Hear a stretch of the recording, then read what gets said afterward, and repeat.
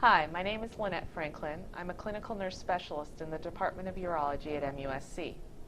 Today I'm going to review with women how you would self-catheterize in the event that you needed to use a catheter to empty your bladder. First of all, I want to acknowledge that it must be very terrifying to be told that you're going to have to catheterize.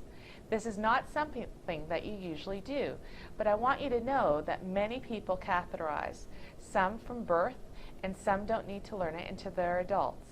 So first of all, it's okay to be afraid, but I also want to congratulate you for making the choice to learn more about how to do it and seeking professional help.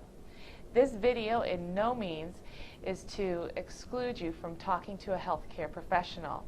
I'd like to advise you to find a urologist, urogynecologist, or other provider in your area who can help you.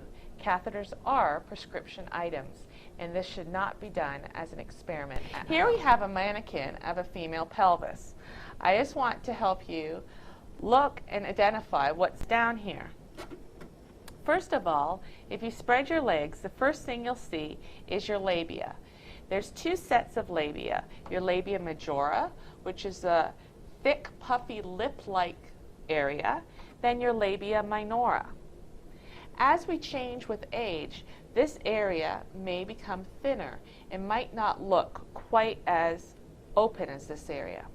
When you separate your labia, if you hold at the 2 and 10 o'clock position, the first thing you'll see is your urethra. This is a small donut-like area. That's your hole that goes to the bladder. Just distal or away from that is your vagina. And then, outside of this area is your anus. I'd like to show you different types of catheters.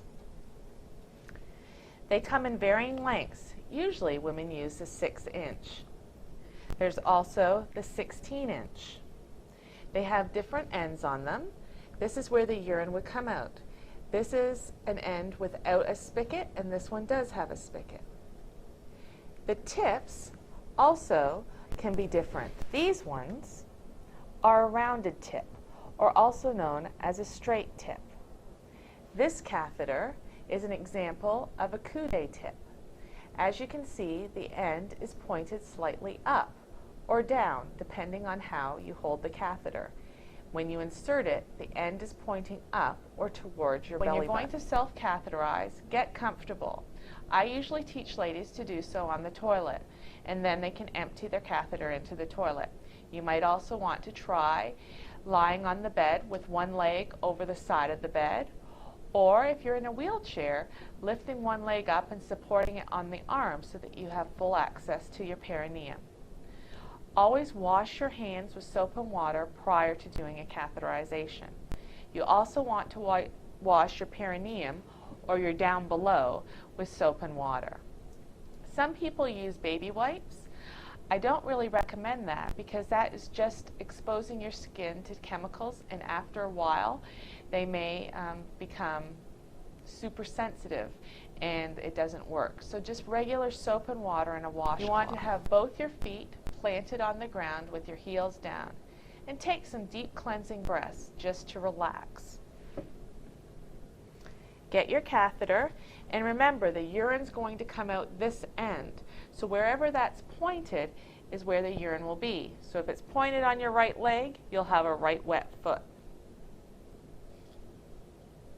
First of all, you want to lubricate your catheter with a water-based lubricant. You can find these name brands and over-the-counter brands at your local pharmacy. With your dominant hand, hold the catheter. With your non-dominant hand, at the 2 and 10 o'clock position, you want to separate your labia. Then you're going to pass the catheter into the labia approximately 2 inches. You know you've gone far enough because you'll feel urine coming out the end of the catheter.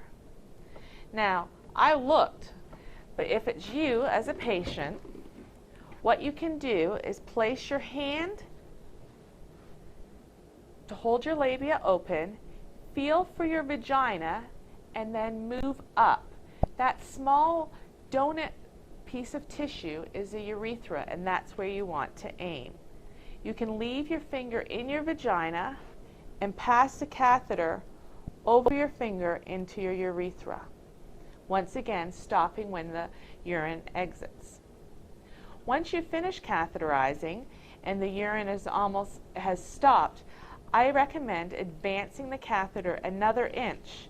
That way, if there's any leftover urine in there, it will empty. Once you're empty, gently pull the catheter out and throw it in the garbage. It should only take a few minutes from start to finish.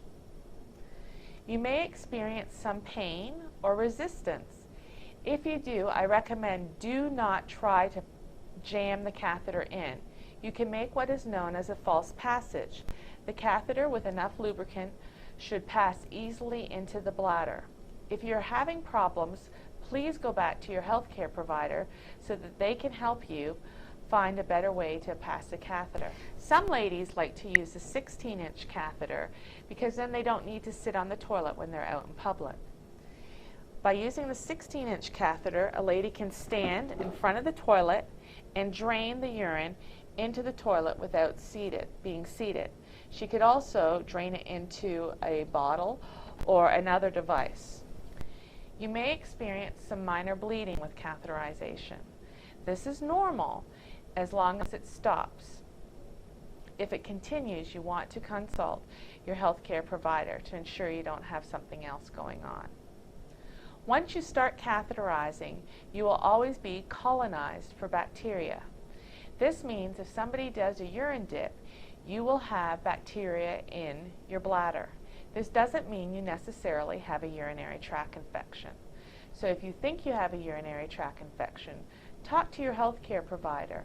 Different signs and symptoms of a urinary tract infection when you catheterize are back pain, fever, nausea and vomiting, abdominal pain, or increased discomfort.